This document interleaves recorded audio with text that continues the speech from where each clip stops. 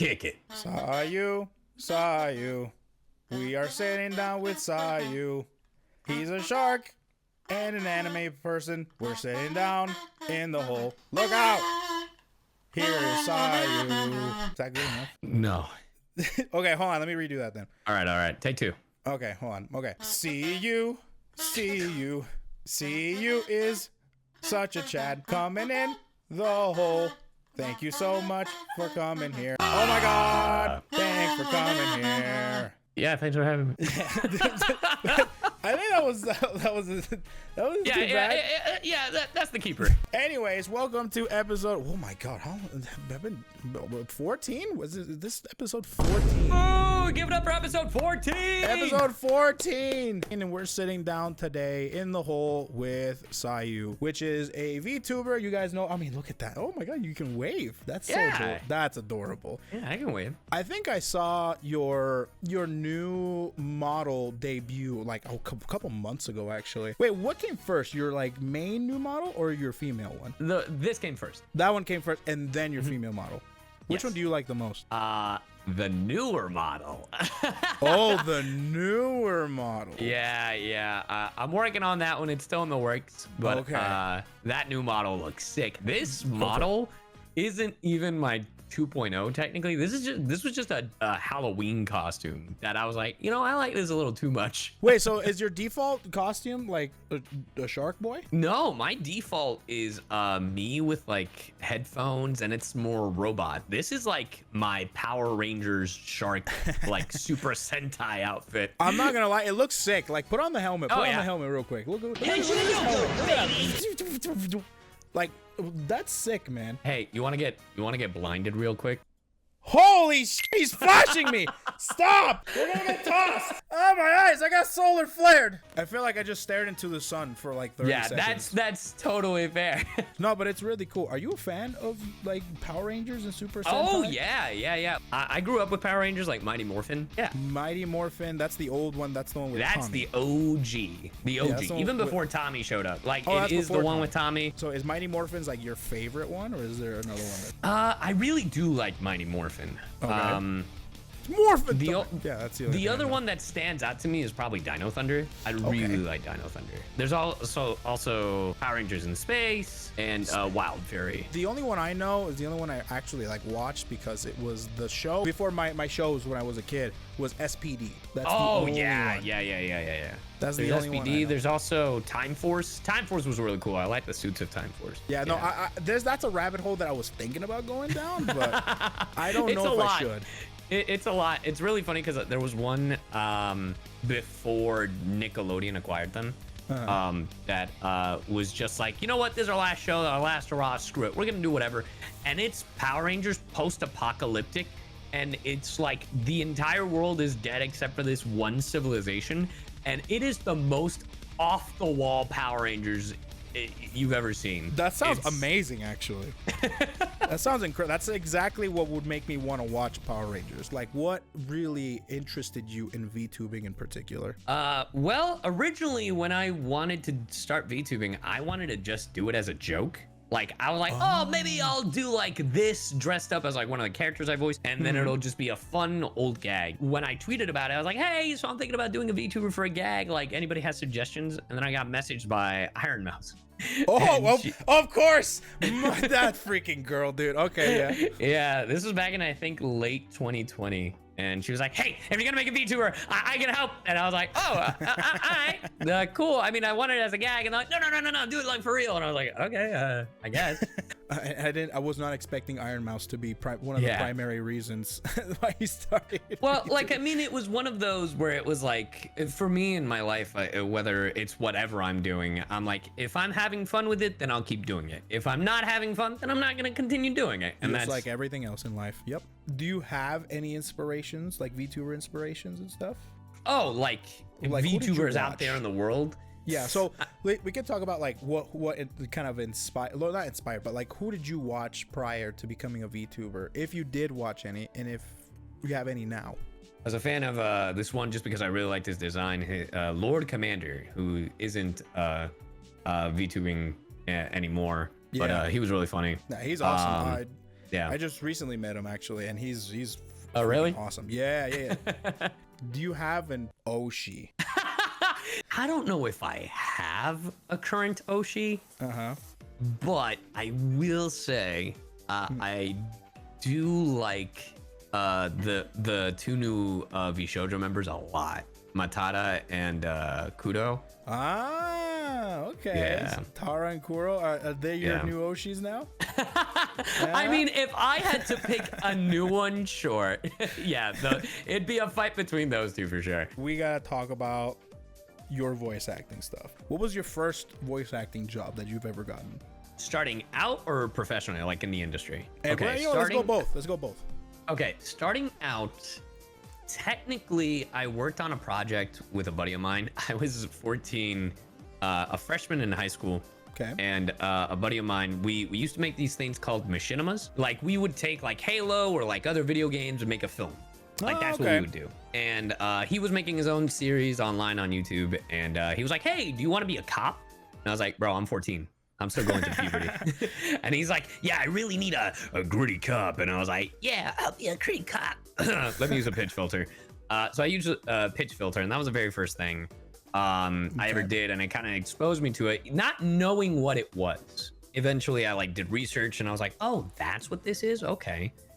And then my very first thing that I did professionally in the industry, I worked on Fairy Tale. The very first anime I worked on. Yeah, Who were you? I was a character called Drake the Sniper. He was the one character in that magical world that had a gun. I remember I was so excited that after my session, I got home and I ended up with a fever from the adrenaline. Oh, you got so hyped up that you got sick from it? It was my first in-person audition. Like they had me go into the studio to record. That's another thing. Yeah, do they do that like over? I always wonder if they did that over calls or if they did that in person for you to show They up. do that now over calls. Back in the day, it used to be like most, if not all, the auditions were in person. Okay. Now after COVID, like I mean, most, if not all, the auditions were remote. Even before COVID, like it's funny because when it came to like auditioning for like Funimation, which is now Crunchyroll, it was a lot of in-person auditions, and we would bring up, it's like, hey, can we do like at-home recordings, like auditions? And they're like, maybe, depends on the director and their time. But then when I moved to LA, my agent, every audition I got was remote. The only time I would ever go in person was for like a callback. So like a second audition. Yeah. Okay. So then, do you prefer in call or in person, or do you prefer on call? Like remote? Honestly, I does it not just matter? prefer, I'd prefer to just do it remotely, like for the audition. Because it's so funny because like I got an audition the other day being like, hey, they need you in person. Are you willing to do it? And I was like, why? Like, what do you mean why? And I was like, why? Dude, this studio is an hour away from me. Why am I gonna go for a 10-minute audition? Is there a role that you would like literally go through hell and back, crawl to the in person if you had to? So many. Oh, yeah? So many. Oh yeah. Are you Tell kidding me? What? I mean, I would be crawling on the floor auditioning for specifically Spider-Man 2099, specifically Miguel O'Hara. I would literally do that for bilingual motherfucker. Yeah, dude, you are Miguel. You are Miguel 100%. That's anything related to the Teenage Mutant Ninja Turtles. Okay. Anything related to Sonic the Hedgehog. Oh, wow. Anything related to future Mega Man game of any kind. Okay. Yeah, that one's obvious. Okay. Star Wars as well. Okay. And there's an anime coming out called Kaiju number 8. Okay. I absolutely love that manga, and an anime is coming out next year, and I'm like, here's the thing, I don't even want to be the main character. There's like, I would love to be the main character, but I'm not like, if I'm not the main character, the show sucks. It's not even that. I just want to be in that show.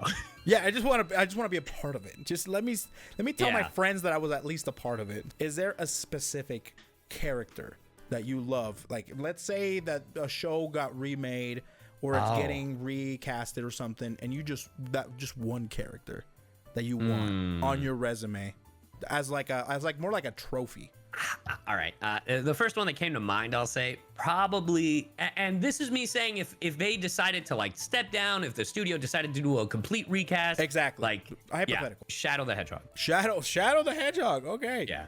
Why is Shadow's so popular? I mean, I grew up with Shadow the Hedgehog. Like, I mean, Sonic Adventure 2, Shadow the Hedgehog game. To me, the coolest Sonic characters were Shadow, Knuckles, and SBO. People are asking, I guess. What does your Shadow sound like? And I guess, I mean, what the hell does Shadow say? My name is Shadow. I am the ultimate life form. Chaos! Control! I don't know, something like that. Bro. Okay, listen. I used to play this Sonic game called Sonic Battle. Okay? Yeah, dude! I love that game! I love the shit out of that game, and I don't know why, but I started having like Shadow flashbacks from when I played that game because his launcher was him going bam, like with the two fists and shit. And I'm like, damn, as soon as you said that Chaos Control, like a picture of him like floating up in the air, going like this, just came up. That was really fucking good. Did you ever, as a voice actor, did you ever have an accent? As a voice actor, no. It's so funny enough. So I'm from Ecuador, right? Like my first language is Spanish. And I lived in Ecuador for the first 6 years of my life. I was born in America, but then like literally when I was a baby, we flew back out to Ecuador. Okay. And then when I was 6, I moved to America, specifically Miami, Florida. It was I don't know if I should say this. It's fine. It's fine. It was I won't say like what happened specifically, but this is probably the first time I ever experienced racism in like in the booth. It was like I was working on a project. I can't remember what it was, and I was having trouble saying a line. Like it was specifically like saying a word followed by a word that started with the letter N. And it just wouldn't come out right. And the director was like, no, you're saying it wrong. Like it's, you know what it is? It's probably due to the English being your second language. And I was like, was that racist? Like, it was like, I literally, like, my brain went like error 404. You know what I mean? Because I was like, yeah, no. I was like, you need to compose yourself for a bit. That was racist, right? I'm not gonna lie. Sometimes I don't know about you because your line of work, but sometimes I've missed my accent. Sometimes I'm like, really? I wish I had it back. You know what it is? It's one of those things for me, at least. It's almost like my accent it depends on the location I'm at. Because if I'm in the US, you know, don't got an accent. Moment I go back to Ecuador, like South America, to hang out with relatives, immediately, like, English becomes my second language. Yep. I'd be like, pero ya tú sabes cómo se dice Spider-Man? New York. Like, you know what I mean? It's like one of those SNL skits with, like, Pedro Pascal. It's like, you know, ella se fue ahí a Trader Joe's. Oh my God, dude, I relate to that so much. I actually going back to Puerto Rico like early next year, and every time I go there, man, it's like I go back. I go back a couple years from before I moved to America, and I'm just like, I will say that Spanish has top tier curse words. One of my favorites is just saying hijo de la gran puta. Hijo de la gran puta. I don't know about you, but my mom, and I don't know if this is a lie, the word stupid in Spanish. Oh. Because if you hear it, you know, in English it's stupid. Oh, you're so stupid. But in Spanish it is, eres un estúpido. And it's like, God, the ferocity of saying it. Yeah, I never even thought about that, actually. Estúpido. Yeah, no, absolutely. So then what's your favorite insult? Is it still, what was it again? Hijo de la gran puta. I got in trouble when I was 3. Oh. When I was 3, I said my very first curse word. And we had a nanny, right? And there was one day my mom comes back home and she comes to me and she's like, mijito, did you say this? And it's like, I did. And it's like, what exactly did you say? And I said, andate a la verga. Which to adapt it means go eat a dick. But it's just, direct translation is go to dick, which doesn't make sense. It doesn't make sense. Right. So my mom was like, okay, mijito, I'm going to give you a special medicine that'll make you feel all better and you'll never say that word again. And she gave me a spoon and she's like, eat this. And I was like, okay. And I eat it, and my mouth starts to burn. Turns out it was Tabasco hot sauce. Oh, I haven't heard of that one. Holy shit. And I was like, And then my mom's like, is it hurt? Okay, don't worry, I got it. She pulls out a piece of ice. Pushes it on my tongue. And I was like, And she goes, never curse again. And lo and behold, it did not help. Have you ever gotten a role because of your YouTube channel? Funny enough, I think the fairy tale one might have been because of the YouTube channel. And to be honest, there's nothing wrong with that, because there's you have a portfolio and stuff like that, and that would be really good for. Yeah, exactly. Yeah, because like there was a bit of a stigma when I was first starting out, where it was like, if you were a YouTuber, it's like, oh, you're a YouTuber and you're doing voiceover, okay. But they don't realize the amount of stuff that people had to do to get there, right? Exactly. And now I do love how like some people, like I've seen with Persona, and I've seen with like even the Yakuza game with Yuan voicing the Dragon of Dojima. Yeah, Kiryu, yeah, Kiryu. Like it's like, oh, they got these YouTubers off the side of the road. So I'm like, okay, are we just gonna erase the last like the last decade of career like half of us have had? Shut up. On. Like it's like you're not going to erase the career that these individuals have had just to appease to your weird like headcanon of how events went about of someone getting a role. What do you think is your biggest role? Right now, it is probably Cyno. It is probably between Cyno and Jing Yuan from Honkai, which is really funny because it's like, I remember when working on Honkai Star Rail, I was like, I don't know, guys. I don't know how popular Honkai Star Rail will be in comparison to Genshin. And then I was like, oh my God. Turned out huge. It's crazy for the last few months. Apparently, Honkai Star Rail has been doing better in sales than Genshin Impact. Oh, shit. Which, yeah, like it's been beating out Genshin, which is insane. I mean, at the end of the day, here's the thing. I love how Genshin fans compete with Honkai Star Rail fans. I was like, weird. Guys, Dad is still winning at the end of the day. Hoyo Daddy is still getting all of the fucking money. Bro, like, I get that. I come from the FGC, the fighting game community, and I played a lot of BlazBlue. And boy, it was BlazBlue versus Guilty Gear for the longest fucking time, dude. I mean, like, why are like everyone's saying, oh, BlazBlue's just a knockoff Guilty Gear, or a watered down Guilty Gear, and then BlazBlue fans was like, BlazBlue is just like a version that makes sense than Guilty. It's just like, oh, guys, come on now. Can we please learn to just accept the fact that we both probably fucking suck equally and that we enjoy all right? There's one final question that I would like to ask you. Out of everything you do, is voice acting the thing that fulfills you the most artistically, or is there something else that really scratches that artistical itch? It's weird. I think the reason I do a variety of different things is because my brain goes through different phases of hyperfixation. There are moments where my brain is like, I gotta hyperfixate on voiceover. I gotta hyperfixate on streaming. And then there are moments where I gotta hyperfixate on doing song covers. So it just bounces between each one. There was a moment that I was hyperfixating on doing like animated stories, like Odd Ones Out, Jaden Animations, that kind of thing. Yeah. Because I thought they were fun, and I used to be like an animation major, but I dropped out because I wasn't having fun. And I just wanted to try it out, see if I liked it.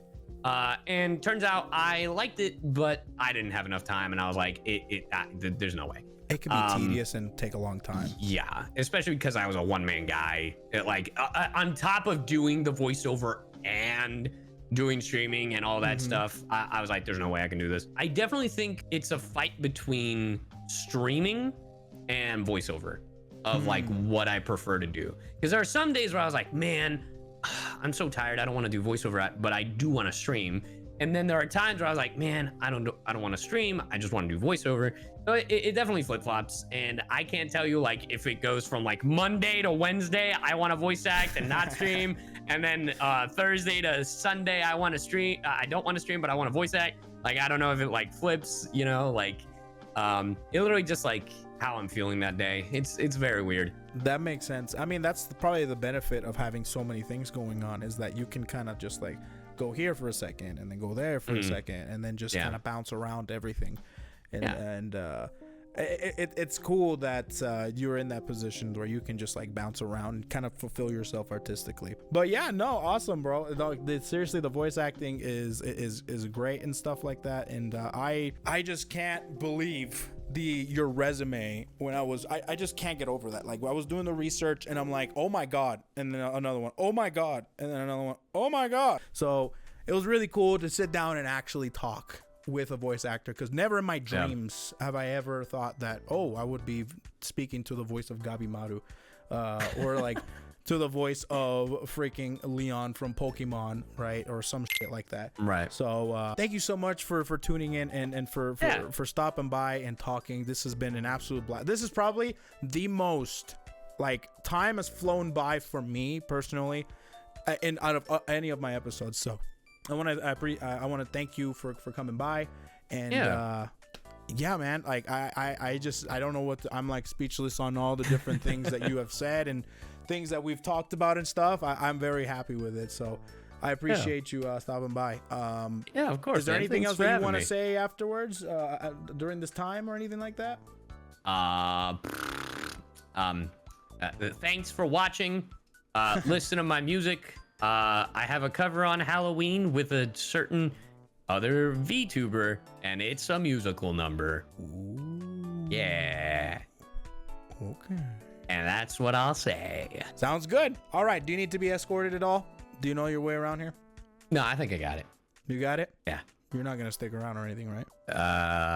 I'll try not to. Okay, good. Just make sure you lock the thing, because the self-locking thing is not working right now. So just lock it on your way out.